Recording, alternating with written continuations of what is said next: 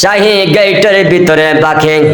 আরাম বিলায় বহুল বাড়িতে যারা জীবন যাপন করে, করার পরে যদি নামাজ পড়ে না, রোজা রাখে না, সুদ খায়, ঘুষ খায়, হালাল হারাম পার্থক্য করে চলে রাখ, আল্লাহর বিধান পালন করে না, ওরা আসলে দুনিয়াদার, ওরা আল্লাহর কোনদিন ওয়ালি হইতে পারে না।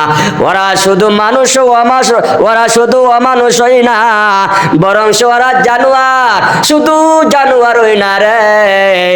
আল্লাহ রাব্বুল আলামিন পবিত্র কোরআনে বলেছেন, উলাইকা কাল আনআম বাল হুম আযাল, উলাইকা হুমুল গাফিলুন। যারা দুনিয়ার মহব্বতে পড়ে আল্লাহকে ভুলে যায়, রাসূলকে ভুলে যায়, আল্লাহর বিধানকে ভুলে যায়, গরিবের পাওনা দিতে অস্বীকার করে, অন্যায় বা বিচার করে, দেশের মধ্যে দুর্নীতি করে, রাষ্ট্রের মধ্যে দুর্নীতি করে, ওরা আসলে দুনিয়াদার।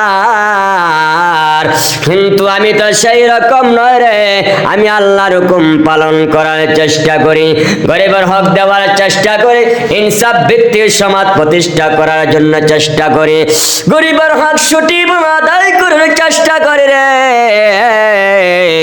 যারা নাকি এইভাবে আল্লাহর পরিপূর্ণ বিধানগুলা পালন করে চলেছে, ওরা